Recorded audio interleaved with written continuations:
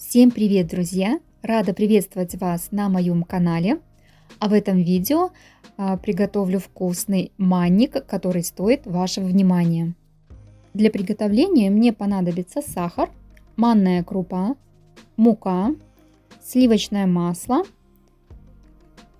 кефир любой жирности, ванилин, сода и яйца.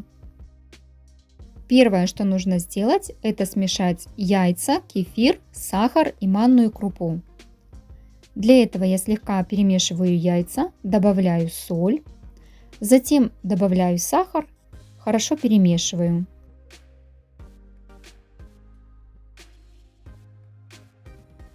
Затем вливаю кефир.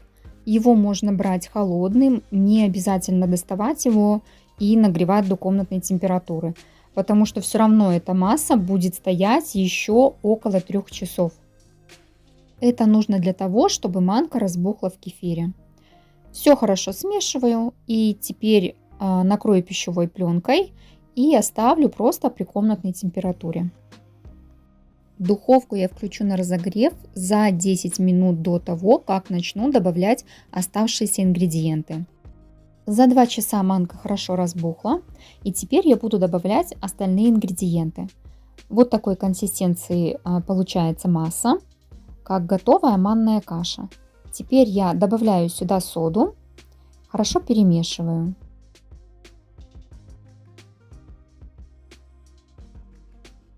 Ванилин добавлю к муке. И теперь добавлю растопленное сливочное масло. Можете растапливать любым удобным для вас способом. Я сделала это в микроволновке. В последнюю очередь я добавлю муку. Также все хорошо перемешаю до однородности. И как я уже говорила ранее, духовку я включила за 10 минут до добавления остальных ингредиентов. Духовка у меня уже разогрета до 175 градусов и форма подготовлена заранее. Готовое тесто переливаю в форму и буду выпекать на среднем уровне. Поскольку у меня здесь двойная порция и большая форма, то манник выпекался у меня 55 минут. В описании я укажу все граммовки и подробности выпечки. Как только достала пирог из духовки, сразу же прохожусь ножом по краям и буду извлекать его из формы.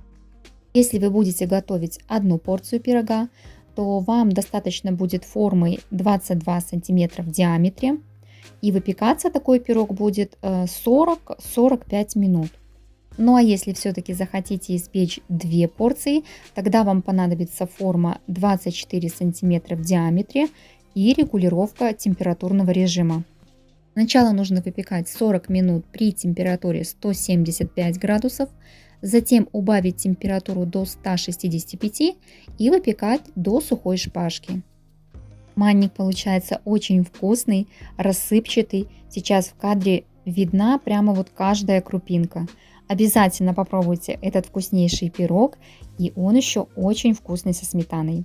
Всем пока, до новых видео!